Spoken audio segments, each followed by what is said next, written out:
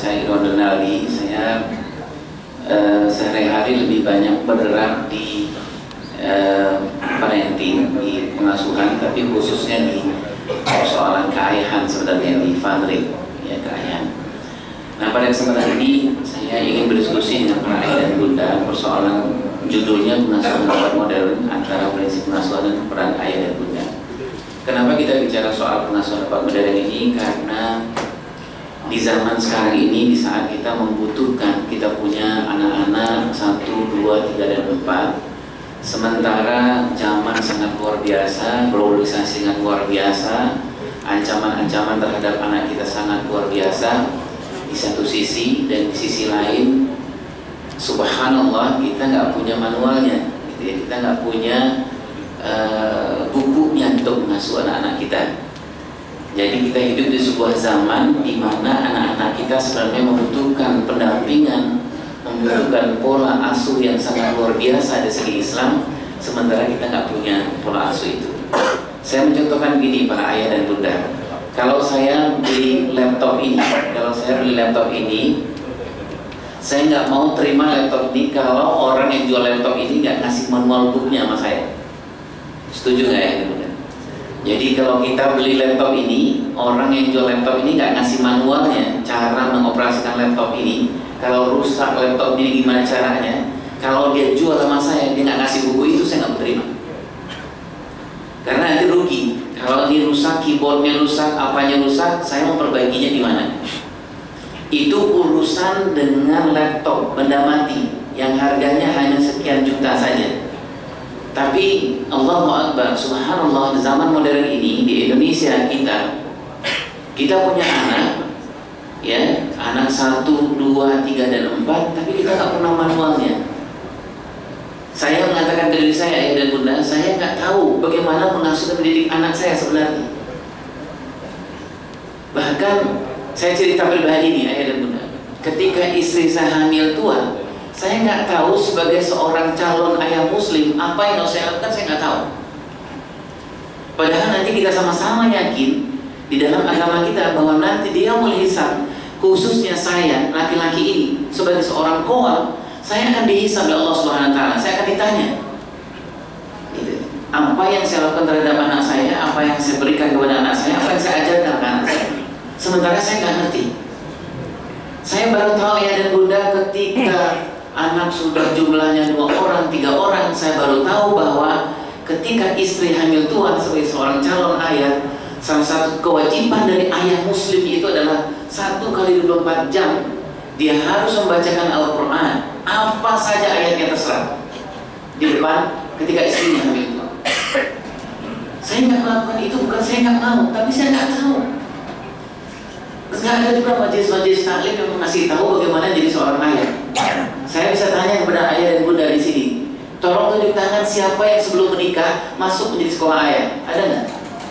Nah, ibu juga siapa yang sebelum menikah masuk ke sebuah sekolah calon jadi? Nggak ada.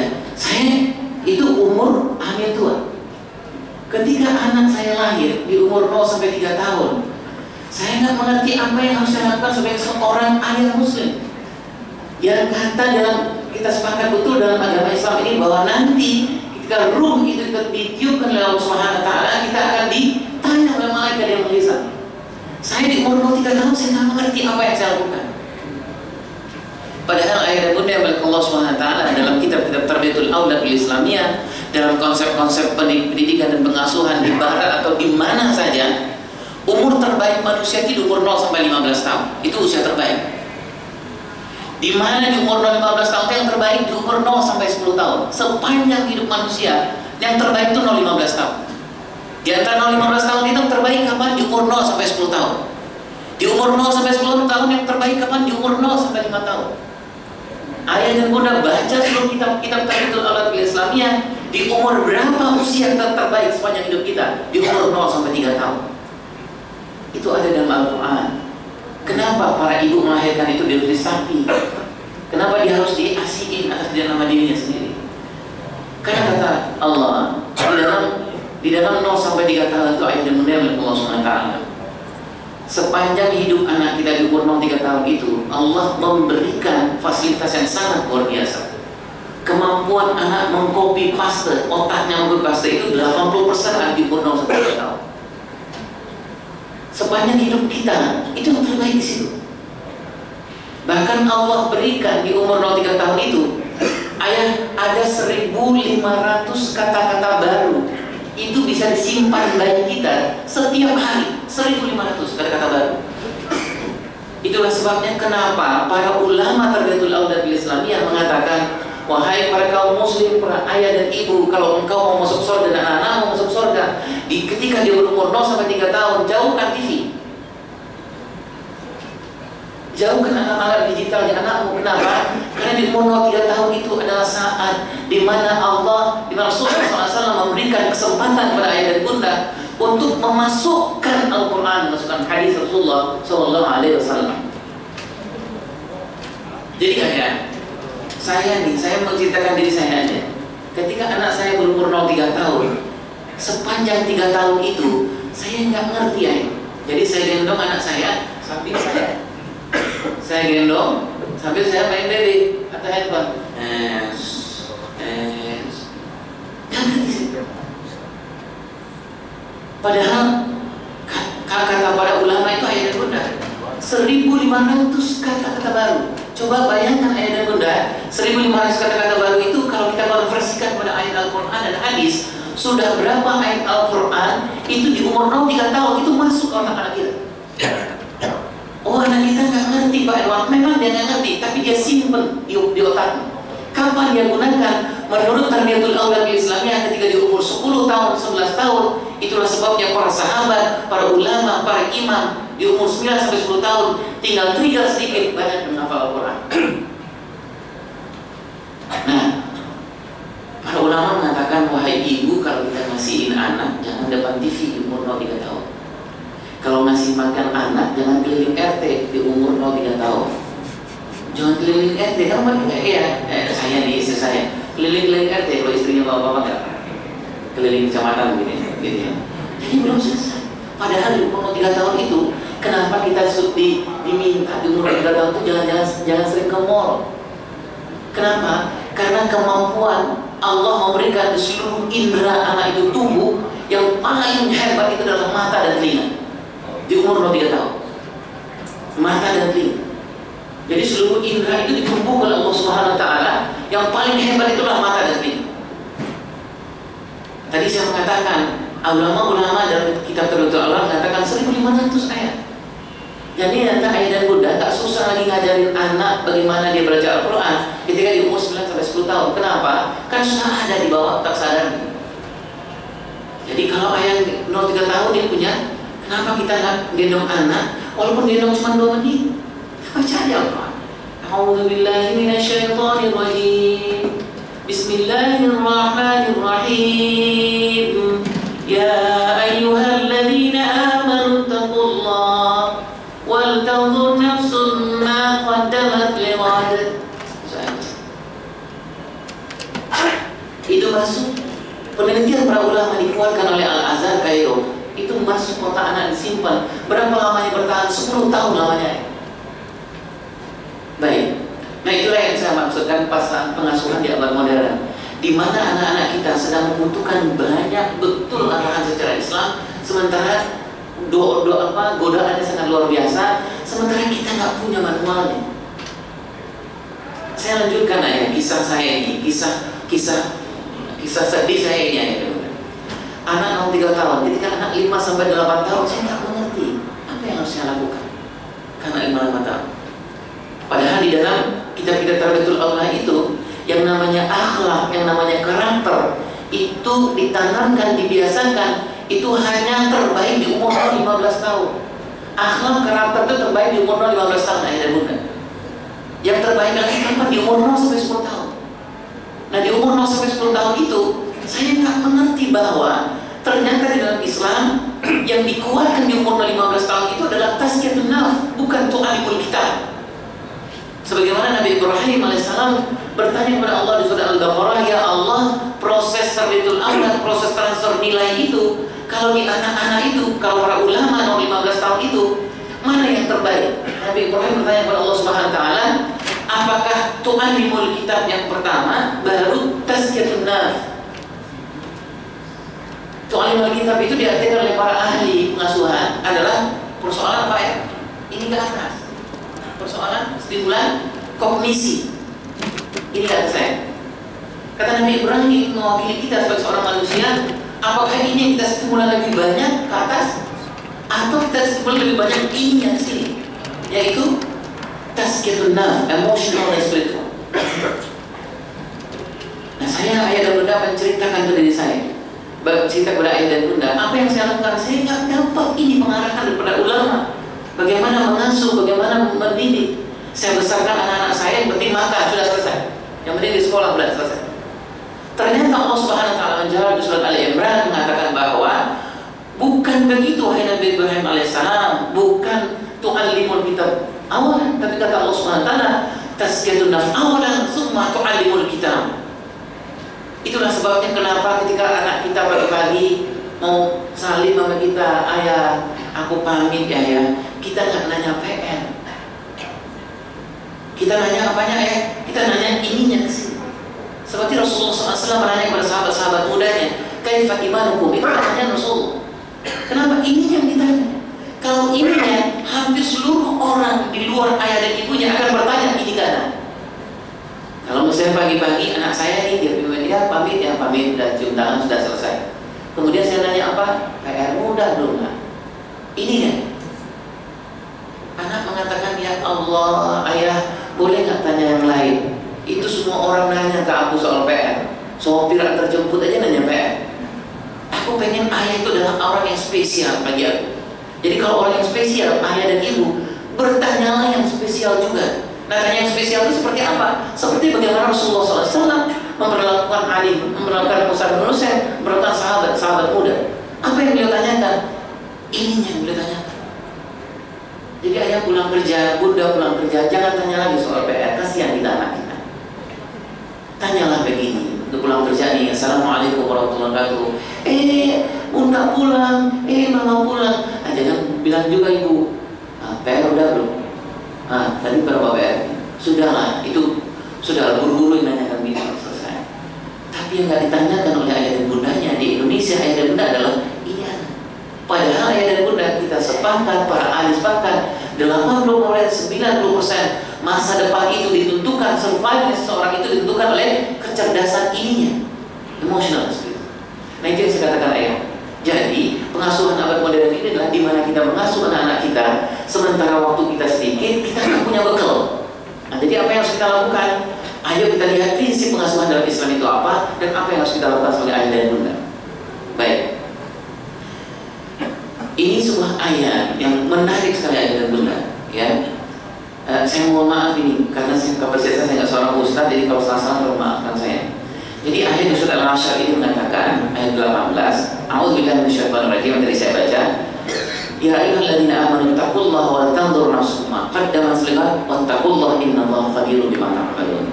Para mufassirin mengatakan begini, kaitannya dengan pendidikan anak adalah Islam. Jadi ayat surat huruf yang saya kasih warna merah itu Allah bertanya kepada kita. Sebuah pertanyaan yang sangat luar biasa ya. Sebelum Allah bertanya itu, kemudian Allah meminta kita pada orang tuanya, ayah dan bunda ini bertakwalah. Kemudian Allah panggil kita, ya ayyuhalladzina amanu, ya orang-orang yang beriman, wattaqullah, bertakwalah kepada Allah Subhanahu wa taala. Dan kemudian baru Allah bertanya kepada kita, wa tanzur nafsum ma qaddamat lighad. Setelah itu Allah memagari lagi pertanyaan ini dengan ittaqillah, bertakwalah kepada Allah Subhanahu wa taala. Para ulama, sesatunya Ustaz Abdullah Nasirullah, seorang yang ahli betul dan tarbiyatul awlad bil Islamiyah, mengatakan begini, pertanyaan Allah wa tanzur nafsum ma qaddamat lighad ini adalah, wahai para ayah dan bunda, apa yang sudah kamu persiapkan untuk hari esok anak? Kami melakukan survei, lembaga kami melakukan survei kepada hampir 700 lebih kepala keluarga dan para ibu di seluruh Jakarta ini. Kami bertanya, apa yang ibu ayah siapkan untuk anak? Jawaban pertama, kami bekerja Pak Iwan dan kami carikan sekolah yang baik, kami carikan makan yang sehat. Betul itu. Tapi pertanyaan kami yang kedua adalah, siapa yang mengajarkan membuat anak bisa baca Al-Quran? Siapa yang membuat anak kita bisa sholat? Siapa yang membuat anak kita bisa ibadah, dan kemudian siapa yang membuat anak kita mencintai Al-Quran, mencintai sholat, mencintai ibadah. Kalau siapa yang bisa, sebagian besar para ayah dan ibu, tidak termasuk penelitian nggak di sini ayah dan ibu ya. Ayah dan ibu menjawab bahwa membuat bisa baca Al-Quran, bisa sholat itu adalah para guru. Itu betul aja. Jadi dalam konsep tarbiyah aulad itu, kalau membuat anak kita bisa baca Al-Quran, bisa sholat, itu boleh guru. Tetapi yang membuat anak kita mencintai sholat, mencintai Al-Quran, mencintai ibadah, itu nggak boleh guru. Siapa? Ayah ibu. Jadi kalau anak kita bisa baca Al-Quran, dia bisa sholat, itu boleh sama gurunya, ditolerir baik. Tapi dia mencintai sholat, itu lewat terbaik lewat ayah dan ibu. Gimana caranya? Misalnya begini aja. Jadi kalau anak kita bisa sholat, dia sholat ayah, tapi dia bisa mencintai sholat. Misalnya begini, ketika hampir jam 1:30 malam, tiba-tiba anak kita kebelet, dia pengen pipis, dia keluar kamarnya, dia lewat ruang tengah. Di ruang tengah itu dia melihat ayahnya qiyamul lail, dan dia melihat ayahnya dari belakang. Dia melihat bahwa ayahnya itu terguncang-guncang menahan tangis. Allahu Akbar.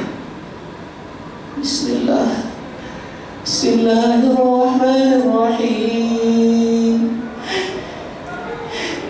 Alhamdulillah. Anaknya mau pipis, itu diam sebentar ayah dan bunda. Dia lihat, ayah jam segini sholat kok nangis. Sudah selesai, besok paginya dia temui ayahnya. Ayah, aku minta maaf. Tadi ayah malam-malam ketika aku mau pipis, udah jam 2:30. Kenapa sih ayah nangis? Ayah sholat, ayah dimarahin, kata anak. Ayahnya pegang bahu anaknya. Allahu Akbar, nak, maafkan ayah. Ayah sholat malam, nak. Ayah nggak kuat, kangen betul ayah sama Allah dan Rasulullah SAW. Ayah pengen betul baca Al-Fatihah seperti Abu Bakar radhiyallahu anhu baca Al-Fatihah. Itu namanya mencintai sholat. Jadi membuat anak kita mencintai sholat, bukan bisa sholat. Kalau dia bisa baca Al-Quran, bolehlah gurunya. Tapi dia mencintai sholat, mencintai Al-Quran. Contohnya ini true story aja saya ceritakan. Ada seorang ayah, kita diskusi, kita bukan pelatihan. Kemudian kata ayah itu, gimana saya mencintai, supaya anak saya mencintai Al-Quran, Pak Irwan? Saya jarang ketemu dengan anak saya karena saya bekerja.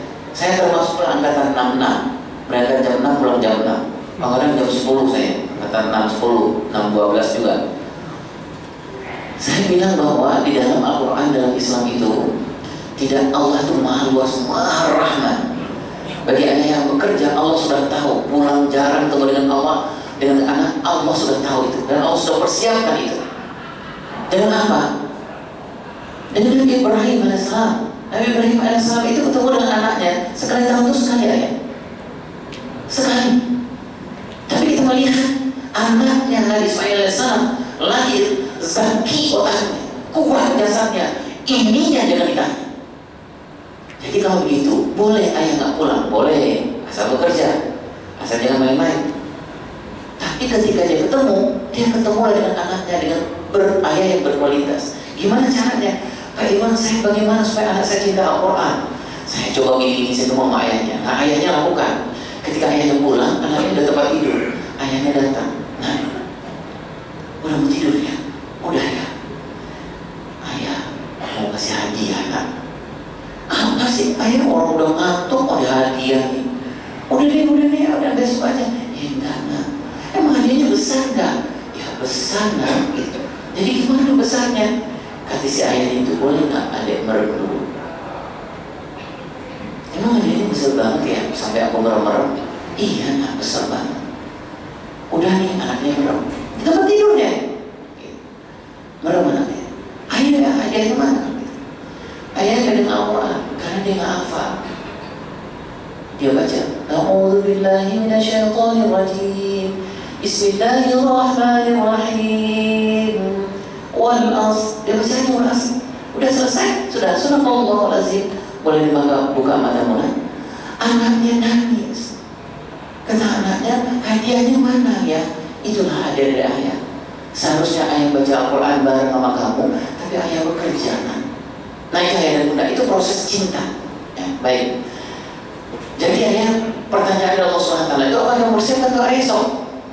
Apakah kamu yang mengajarkan mencintai anakmu Al-Quran? Gitu. Nanti yang melisah kita kan nggak bisa mewakili ya.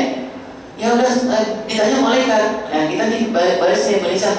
Ayo Pak Irwan, anakmu siapa ngajar Al-Quran? Oh maaf Pak, saya udah nyariin guru TPA tuh. Oh nggak bisa. Gitu. Nah, baik. Baik. Nah kemudian yang terakhir, kemudian pertanyaan dari Allah Subhanahu Wa Taala ini, kemudian Allah suruh kita bertakwa. Jadi pertanyaan mengasuh ayah dan bunda, maaf. Jadi mengasuh, mendidik anak ternyata bukan pekerjaan yang bisa diwakilkan. Kita nanti ditanya Allah. Jadi bukan nanti kita akan, saya mengatakan diri saya akan malu nanti, saya akan nangis gitu. Ya Allah, setiap hari saya keluarkan tenaga saya pergi kemana-mana. Kemudian ternyata anak saya nggak bisa ngapa-ngapain gitu. Saya nggak bisa jawab pertanyaan Allah SWT. Baik, kita teruskan. Nah ini di Indonesia ada penelitian bahwa kita akan kehilangan generasi. Kehilangan generasi itu apa ayah dan bunda? Kehilangan generasi itu maksudnya gini. Jadi nanti anak-anak kita akan tumbuh secara biologisnya besar, umurnya besar, secara psikologisnya kecil. Kalau di IPNAS itu mengatakan, ini resminya ya dan bunda. Kalau di IPNAS mengatakan orang Indonesia itu umur biologisnya 23 tahun, umur psikologisnya 11 tahun. Jadi ayah, kalau ayah punya teman kerja yang umur 40 tahun, kalau ada masalah, dia nyelesain umur 20 tahun, jangan heran. Kalau ada teman-teman ayah yang dan teman kerja misalnya gitu, ngomongnya banyak tapi kerjanya enggak gitu ya, nah jangan heran. Karena mau orang Indonesia setengah umur psikologis itu setengah umur biologisnya.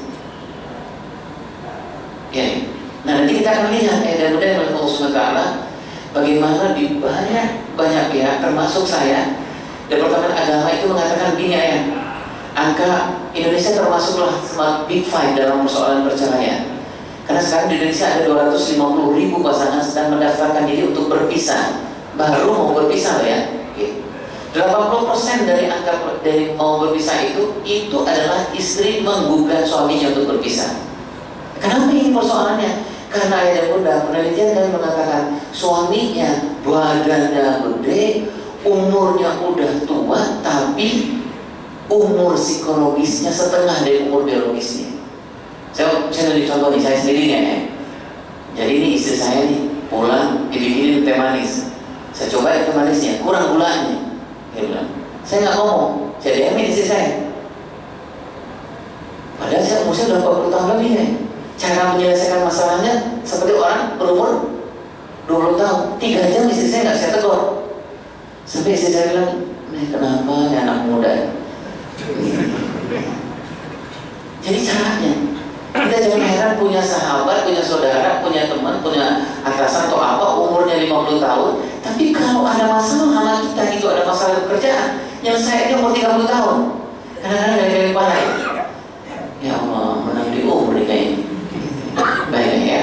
Nah, sebenarnya ini nggak boleh. Kenapa? Karena zaman Rasulullah SAW mengatakan pendidikan pengasuhan yang baik itu, kalau kita sukses mengasuh anak itu apa? Kalau kematangan mental dan melebihi kematangan biologisnya, itu berarti kita sukses.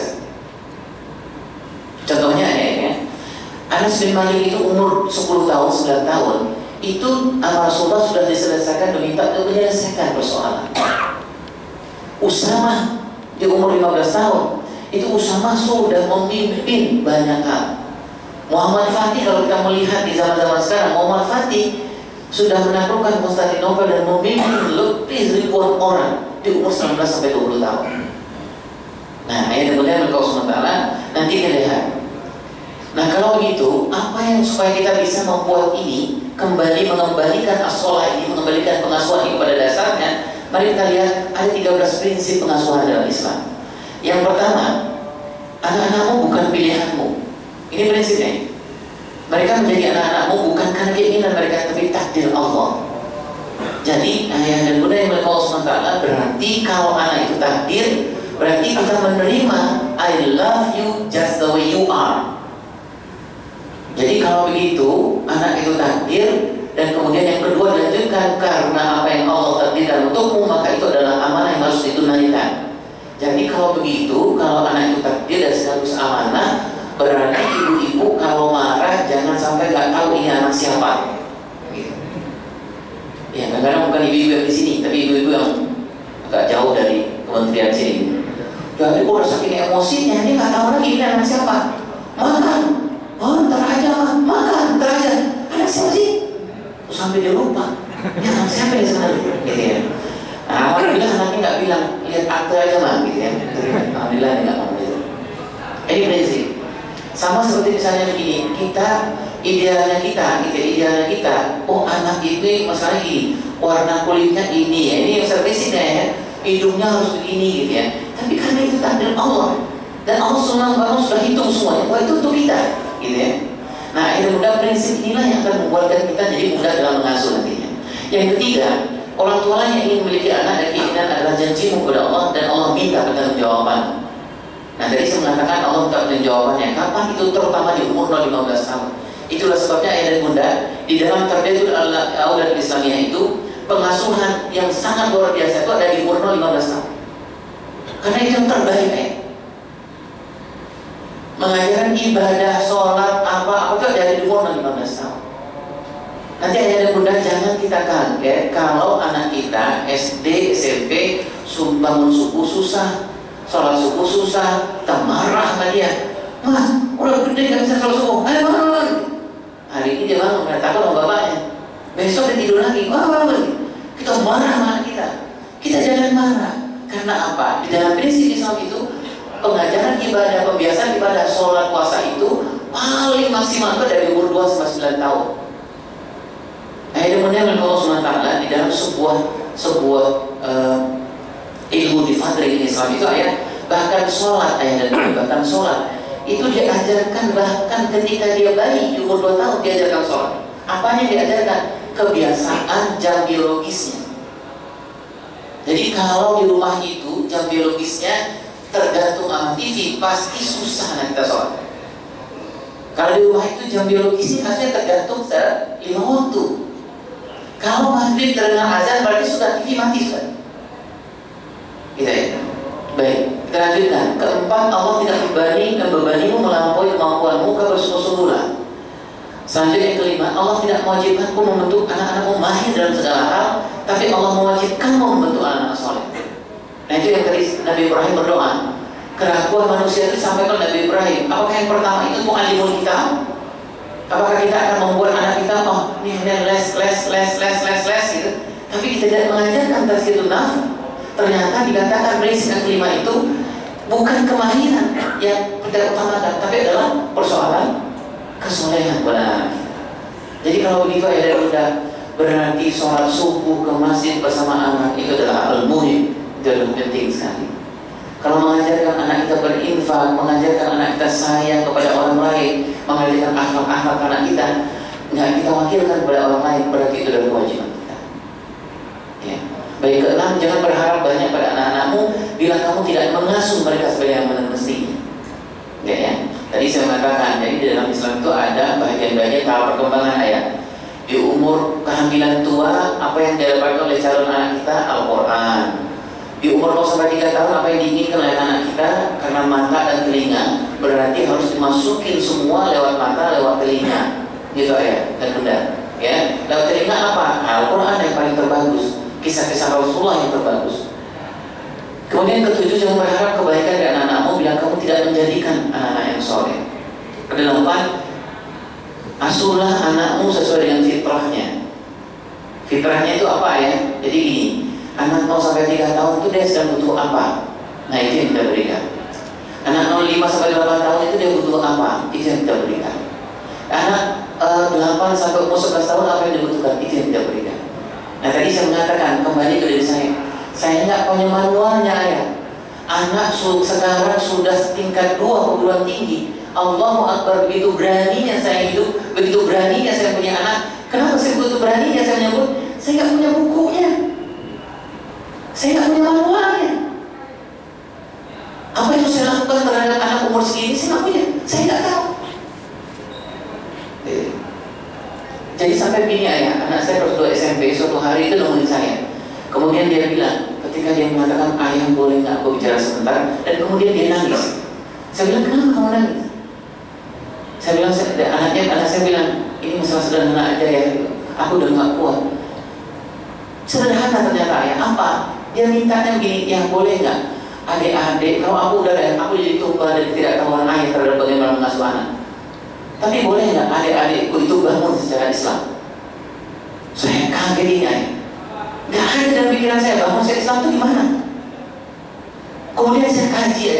Ternyata para ulama-ulama dalam pendidikan dalam Islam itu dikatakan bahwa wahai para ayah dan ibu, kamu boleh sibuk tapi jagalah 2 waktu yang nggak boleh kamu main-main 2 waktu itu. Apa itu? Bukanlah hari anakmu dengan Allah dan Rasulnya, dan tutuplah hari anakmu dengan Allah dan Rasulnya. Berarti ada 2 waktu yang kita nggak boleh main-main. Waktu bangun pagi dan waktu mau tidur. Sementara saya dengan istri saya, bagaimana cara membangunkan anak? Saya membangunkan anak tergantung seperti apa bapak dan ibu saya dulu membangunkan saya. Kan ada ilmu saya. Nah istri saya begitu juga gitu. Jadi dan anak saya ini dibangunkan dengan 2 cara, dan itu bertahan bertahun-tahun. Saya dari Sumatera ya. Bagaimana cara membangunkan anak? Khas Sumatera. Anak-anak saya bilangnya mazhab Sumatera ya. Nah istri saya orang Solo. Anak saya bilang mazhab Soloia. Jadi memang ada khilafiyah yang agak kuat di antara. Jadi saya bangun nih. Saya bangun, datang istri saya.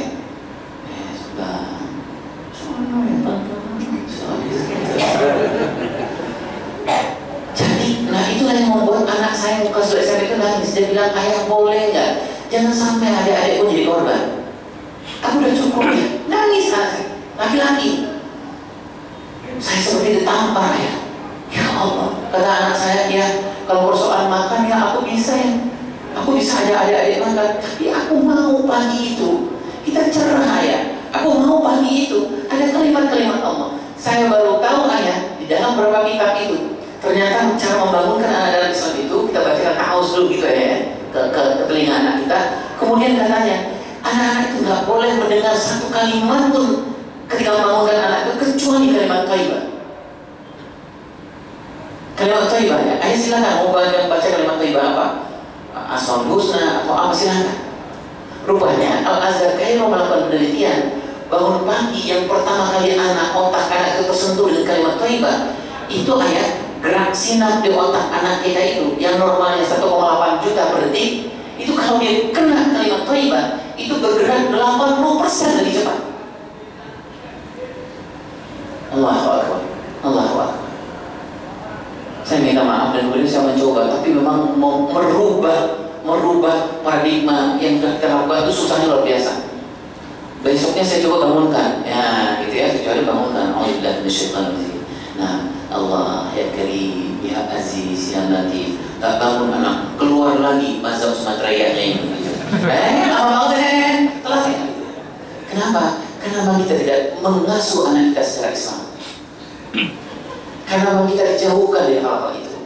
Karena kita dibuat asik dengan hal-hal bahwa mengasuh dan didik anak itu malah hanya makan saja. Tapi kita lupa memberikan makan ruhnya seperti apa. Nah saya lupa itu, bukan ayah semua dan bunda semua, saya. Baik. Kesembilan, janganlah inginkan anak-anakmu sebagai anak yang soleh sebelum engkau berusaha soleh lebih dahulu. Ini apa ciri-cirinya? Kalau kita punya anak berarti anak 1, 2 baca Al-Quran, anak punya anak tahun 2010 2011 berarti baca Al-Qurannya sudah ayahnya sudah bagus, sudah mulai bagus. Punya anak yang kedua berarti ayahnya sudah baca Al-Qurannya sudah mulai bagus. Kenapa? Karena prinsip pengasuhan dalam Islam itu adalah anak-anak jangan berharap anak-anakmu soleh sebelum kamu berusaha untuk soleh.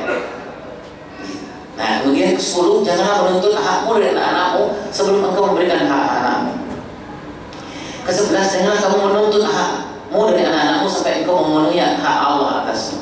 Ke-12, berbuat baiklah pada anak-anakmu bahkan sebelum mereka diciptakan. Ke-13, janganlah engkau berpikir tentang hasil akhir dalam usaha mengasuh dan mendidik anak-anakmu, tapi bersungguh-sungguhlah. Kalau sekarang Allah uji ayah dan bunda dengan anak, sebutlah anak itu nakal atau anak kamu dengan kita, jangan ayah frustasi, jangan bunda frustasi, tapi bersungguh-sungguhlah. Nah, baik, kita cukup saja. Kita selesai sampai jam 4 atau 1:15 ya? Jam 1 ya? Nah, berarti sudah hampir selesai. Jadi ayah dan bunda, kemudian ini ada beberapa kiatnya, saya bacakan saja kan sudah hampir jam 1. Yang harus ayah bunda lakukan pertama adalah pahamilah diri ayah dan bunda di umur 0-15 tahun. Jadi ini ayah dan bunda, kenapa saya mengatakan di sini? Karena di umur 0-15 tahun kita itu akan mempengaruhi kita sekarang. Akhlak karakter yang gak ada di umur 15 tahun itu nanti akan muncul di umur kita sekarang. Nah itulah kata Allah dalam Al-Quran, pakaian istri itu adalah pakaian kamu, kamu adalah pakaian istrimu. Jadi artinya apa? Mari ngomong sama istri, wahai istri, apa akhlak yang buruk dari aku, tolonglah kamu perbaiki aku. Supaya apa? Nanti kalau kita nggak ngomong itu sama istri kita, istri nggak ngomong kita, nanti akan di copy paste mana kita akhlak buruk kita. Akhirnya udah pernah dengar nggak kalau kita lagi ngomong-ngomong, lagi ketemu sama saudara-saudara kita, anak kita gitu ya, saudara kita bilang, bapak, nggak jauh dari itu ya. Jadi dia copy paste apa? 0-15 tahun. Jadi ayah, saya nggak ini ya. Saya, istri saya di awal-awal nggak kuat hidup dengan saya. Kenapa? Karena akhlak saya, karakter saya itu fly, bukan fight. Suka nunda-nunda, gampangin semua masalah pak. Gitu. Saya dulu kontrak awal-awal ya, genteng kontrakan saya jatuh satu. Istri saya bilang, bang, genteng satu jatuh tuh bang. Gitu. Saya bilang, khas nih suami fly. Gampang baru waktu. Besok jatuh lagi 2. Istri saya bilang, 2 bang. Wah baru 2 apa? Khas suami fly, karakter fly itu yang nunda-nunda ini gampang, kasok. Kalau didesak terus sama istri yang pasti dia marah. Jadi rupanya gini ayah, istri saya frustasi, kemudian bertanya ke seorang profesor, seorang ahli profesor, ya profesor dari Sudan. Ketika kami diberi kesempatan belajar di Malaysia, namanya Profesor Malik Badri di Islamic University di Malaysia. Kami tanya, istri saya tanya, Pak Profesor itu kenapa ya suami saya? Kok nggak begini? Profesor aneh dengan aneh mengatakan, kamu tanya aja ke mertuamu, seperti apa dia di umur 15 tahun.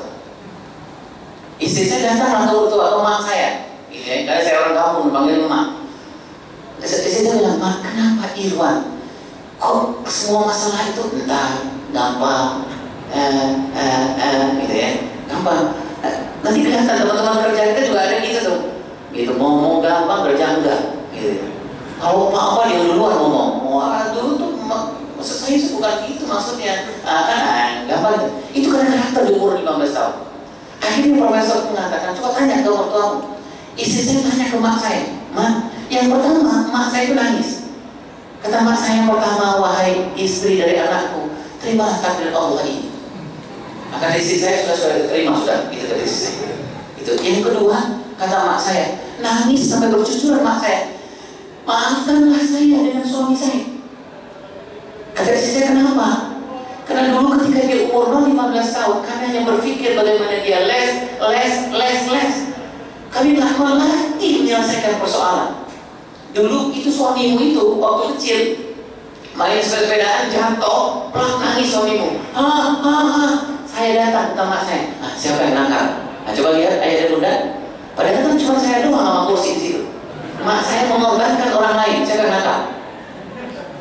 Nanti kasih Anda ayah dan bunda jadi pejabat pasti ngorbanin bawahan. Gitu. Itu karena kalian. Gitu. Nah kemudian saya masih tetap nangis sih, saya. Sudah saya tetap nangis. Mak saya bilang, mana yang nakal? Meja nakal ya? Bawa mejanya. Nakal. Berarti saya nangis. Tapi mak saya menggali lubang besar, kekosongan akhlak karakter saya. Saya nggak bisa menyelesaikan masalah. Nah, kapan itu kejadian? Ketika saya menikah. Genteng jatuh, bang, tanggal berapa nih sekarang bang? Saya lompong aja jawabnya, 23. Hari apa bang? Hari Kamis. Bang, lewat dapur nggak tadi bang? Lewat. Ada tempat beras nggak bang? Lewat. Emang tempat beras kita baru? Lompong saya jawabnya. Kenapa fly? Gitu. Nah akhirnya bunda, nanti ayah, anak kita kalau kita nggak memperbaiki, nanti kan anak kita akan mengopi paste ini. Nanti nih RT gotong royong apa-apa gitu ya. Kata anak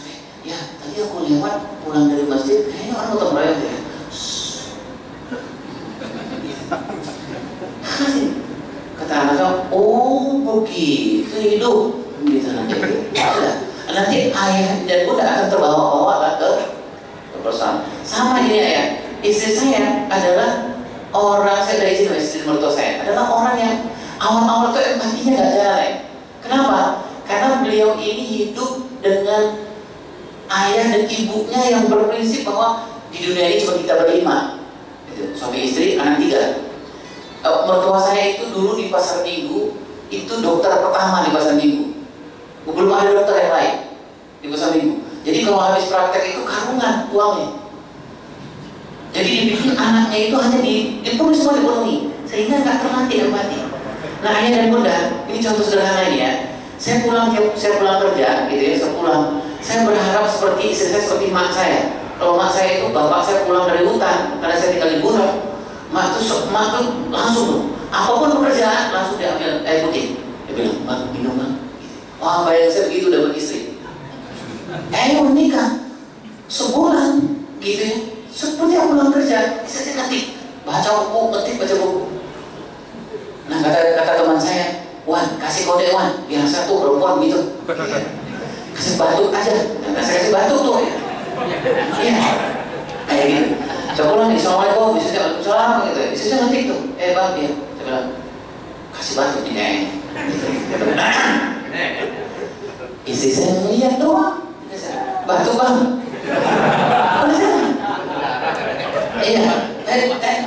Iya. Yang kedua saya batuk 2 kali karena begitulah ajaran sesat teman saya ini. Saya batuk. Istri saya bilang, bang, itu batuk kering bahaya loh bang. Nah, yang ketiga saya batuk kamu paling keras. Saya bilang sama istri saya. Istri saya bilang, bang, di atas kulkas ada obat batuk, kamu coba minum kan?